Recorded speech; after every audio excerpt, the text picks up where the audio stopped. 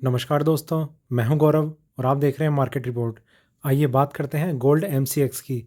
दोस्तों, अभी आपकी स्क्रीन के सामने 5 मिनट के टाइम फ्रेम को मैंने लगाया हुआ है और इसमें जिस तरीके की मूवमेंट लास्ट ट्रेडिंग सेशन में रही, उसे देखते हुए हम ये समझने की कोशिश करेंगे कि आने वाले टाइम में कौन से लेवल्स हमारे लिए सपोर्ट और रेजिस्टेंस का काम कर सकते हैं, जिन्हें देखते हुए हमारा आगे का व्यू बनेगा कि हमें बाइंग करनी चाहिए, सेलिंग करनी चाहिए या थोड़ा सा वेट करना चाहिए किसी भी ट्रेड में एंटर करने से पहले।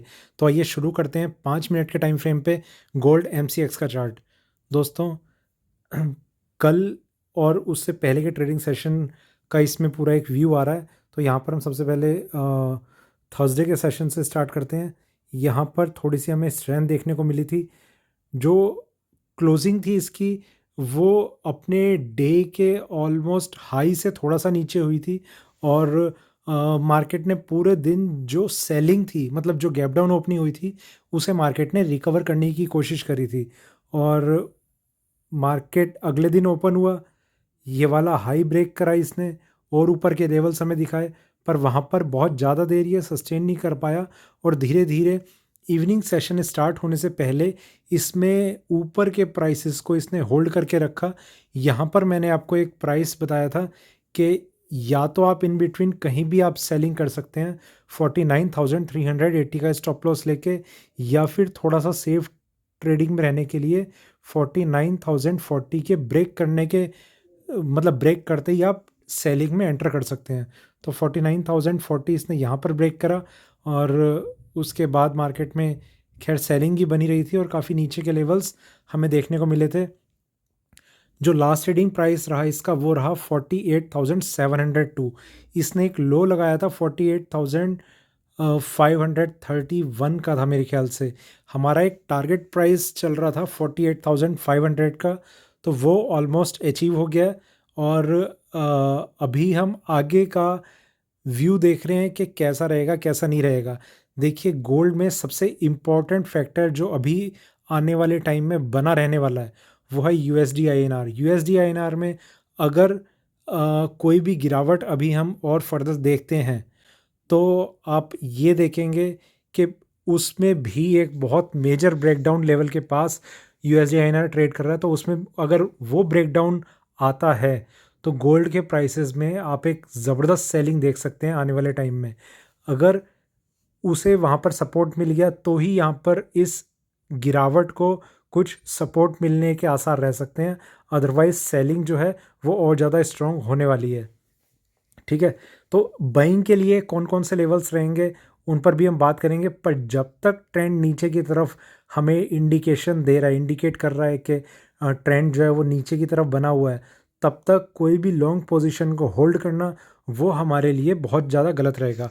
आइए चलते हैं 15 मिनट के टाइम फ्रेम पे, देखते हैं कि किस तरीके का व्यू हमें वहाँ पर नज़र आ रहा है।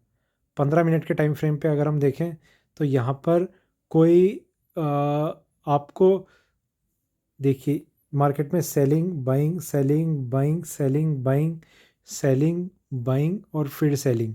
इसमें सिर्फ एक चीज़ आप नोट करेंगे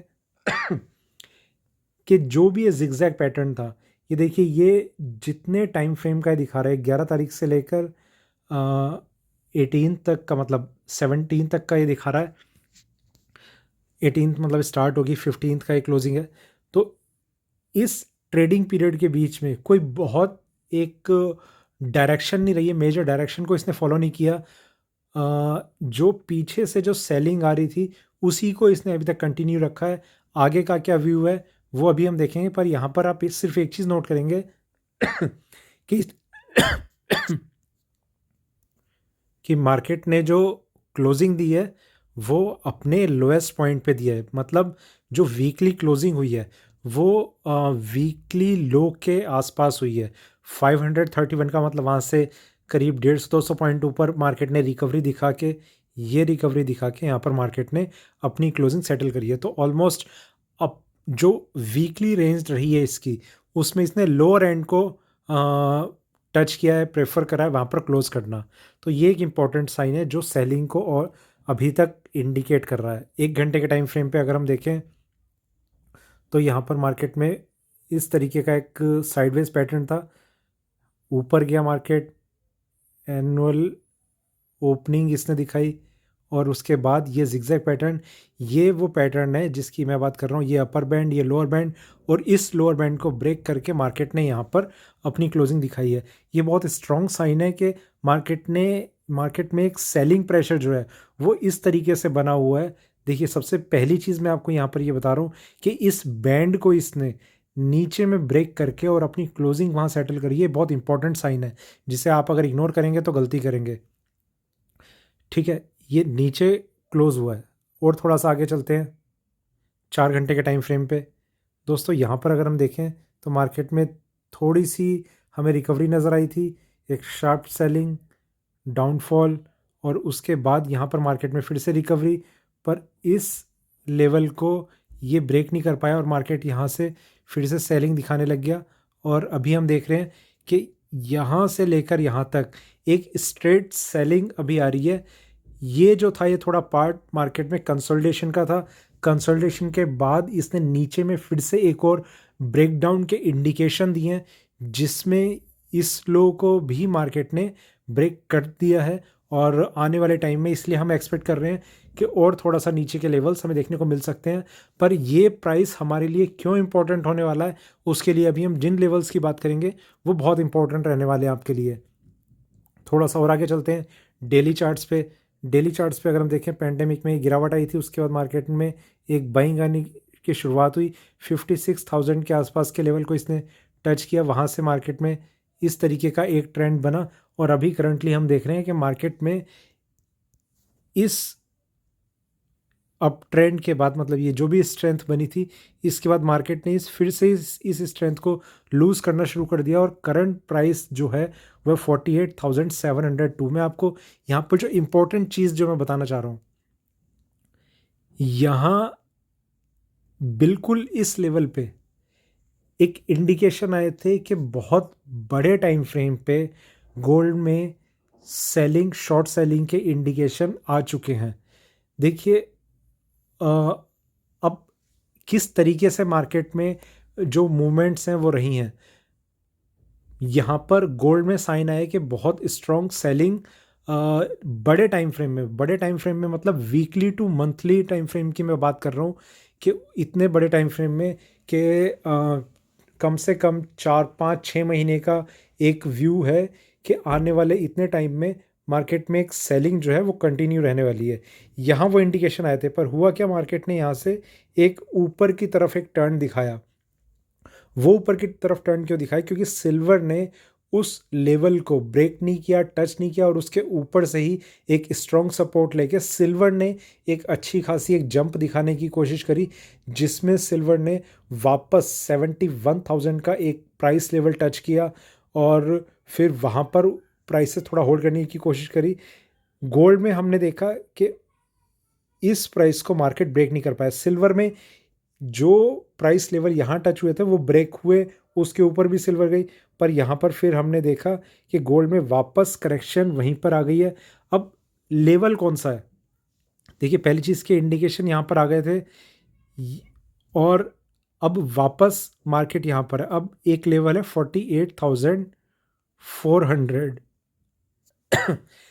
मतलब बिल्कुल एग्जैक्ट हम कहेंगे कि इस लेवल के आसपास मार्केट आ चुका है।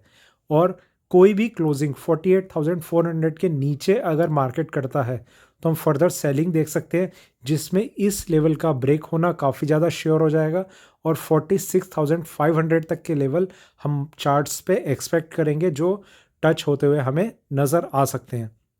ये बहुत इंपॉर्टेंट चीज़ है जो मैं आपको बता रहा हूँ। 48,400 का आप ध्यान रखिएगा, ये अगर ब्रेक होता है, क्योंकि इम्पॉर्टेंट इसलिए भी है, जब इसमें 48,400 के नीचे कोई क्लोजिंग होगी तो मैं ये एक्सपेक्ट कर रहा हूँ कि सिल्वर में 64,000 के नीचे क्लोजिंग हो सकती है उस दिन। और दोनों ही कमोडिटीज़ में अगर इस तरीके के बेरिशनेस के और स्ट्रॉन्ग साइन बनते हैं तो वो मार्केट के लिए गिराने के लिए काफ़ी ज़्यादा एक अच्छे साइन है, जो कि मार्केट नीचे जा सकता है, काफ़ी नीचे के लेवल्स फिर हमें मिल सकते हैं। सिल्वर में हम ऑलरेडी एक्सपेक्ट कर रहे हैं कि कोई भी क्लोजिंग 64,000 के नीचे होती है तो 61,000 के आसपास का हमारा एक इमीडिएट टारगेट रहेगा। तो और गोल्ड में इस प्राइस के नीचे अगर क्लोजिंग होनी शुरू हो जाती है, 1 या 2 दिन की अगर क्लोजिंग रहेगी तो वो ज़्यादा अच्छा रहेगा। तो 46,500 के अराउंड के लेवल हमें चार्ट में मिल सकते हैं। अब हम वापस चलते हैं 15 मिनट के टाइम फ्रेम पे, और यहाँ हम उन लेवल्स को डिस्कस करते हैं जो अब हमारे लिए 15 मिनट से अच्छा 1 घंटे पे रहेगा, क्योंकि इसमें जिगजैग पैटर्न है। दोस्तों यहाँ पर मैं आपको बताना चाहता हूँ, मैंने एक लेवल बताया था 49,040 के नीचे सेलिंग। अब आप ये समझिए कि अब यही लेवल वो है जो सबसे पहला स्टॉप लॉस लेवल है आपका, कि अगर आपने सेलिंग कर रखी है तो यही वो लेवल है जो आपके लिए अब स्टॉप लॉस का काम करेगा। मतलब आपने अगर शॉर्ट सेलिंग कर रखी है तो 49,040 को ही आप अपना स्टॉप लॉस मान के आप पोजीशन बना के रख सकते हैं इंट्राडे में। ठीक है। दूसरी चीज़, मार्केट को थोड़ी सी स्ट्रेंथ कब मिलेगी?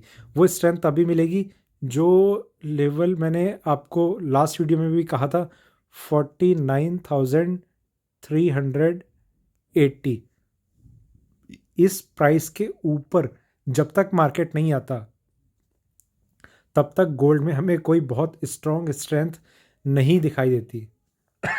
ठीक है। 49,380 के ऊपर अब अगर गोल्ड ट्रेड करता है तो इसमें थोड़ी स्ट्रेंथ बन सकती है। हो सकता है कि फिर हमें 49,700-800 के लेवल्स चार्ट पे इजीली देखने को मिल जाएं, और 49,380 के बाद एक इमीडिएट स्ट्रॉन्ग रेजिस्टेंस है जो मैं 50,200 की बात करता था, वो 50,200 ना होकर अब है 50,000। ठीक है। इस प्राइस को ही ब्रेक करना अब गोल्ड के लिए काफ़ी ज़्यादा मुश्किल है। 50,000 के ब्रेक होने पर वापस मार्केट में एक रिवर्सल आ सकता है, नए लेवल्स ऊपर में हमें देखने को मिल सकते हैं। तो जब तक 50,000 ब्रेक नहीं होता, ये रिवर्सल का है। आप मतलब कोई भी अगर आप बाइंग की कोशिश करते हैं, लॉन्ग पोजीशंस बिल्डअप करने की कोशिश करते हैं, तो एटलीस्ट 50,000 के लेवल के ब्रेक होने का वेट कीजिए। 50,000 ब्रेक होगा, उसी के बाद मार्केट में आप बाइंग एक्सपेक्ट कर सकते हैं। ये जो लेवल्स मैंने आपको बताया, ये इंट्राडे का स्टॉप लॉस लेवल है। ये मार्केट में और थोड़ी स्ट्रेंथ दिखा सकता है 200, 300, 400 पॉइंट तक की, पर यहाँ से फिर मार्केट नीचे के लिए टर्न कर सकता है। तो कुछ इस तरीके का व्यू रह सकता है। बाइंग आप सिर्फ स्टार्ट करें 50,000 के ब्रेक होने के बाद, अदरवाइज आप या तो अवॉइड कीजिए या फिर सेलिंग के लिए आप बेटर अपॉर्चुनिटीज़ फाइंड आउट करने की कोशिश कीजिए।